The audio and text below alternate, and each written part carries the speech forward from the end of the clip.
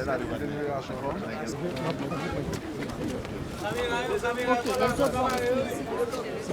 premier, le citoyen Fritz Alphonse Jean est nommé Premier ministre de la République.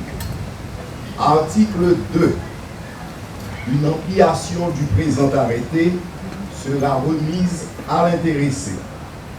Article 3. Le présent arrêté sera imprimé, publié et exécuté aux fins de droit. Donné au Palais national à Port-au-Prince le 25 février 2016 en 213e de l'indépendance. C'est signé par le président Joslerme River. Je remercie tous ceux et toutes celles qui sont venus participer à cette investiture, laquelle témoigne de la volonté inébranlable de la présidente de la République et de celle du Parlement d'assurer la continuité institutionnelle et la poursuite du processus électoral entamé en 2015, conformément à l'accord politique du 5 février dernier. Monsieur le Premier ministre nommé, je vous félicite et profite de l'occasion pour vous remercier d'avoir accepté de servir notre pays en qualité de Premier ministre. Votre investiture témoigne de ma volonté, comme je l'ai souligné dans le discours de mon investiture, comme président provisoire de la République, de garantir la protection et la consolidation républicaine de la démocratie et de l'état de droit, et de veiller à la sauvegarde constante de l'intérêt général.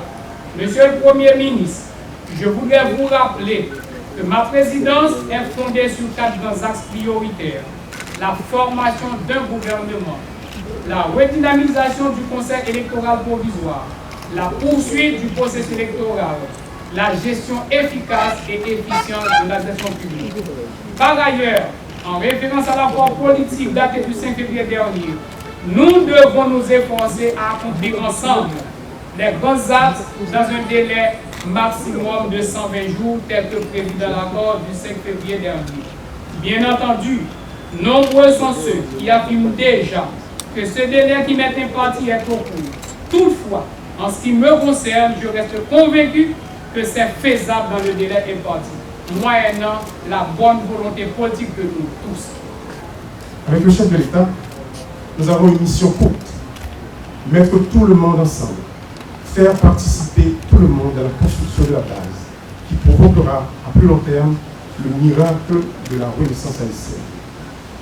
Dans l'urgence, nous devons créer les conditions nécessaires à la réalisation d'élections crédibles, honnêtes et transparentes, et parallèlement rétablir la stabilité macroéconomique en procédant au redressement des finances publiques.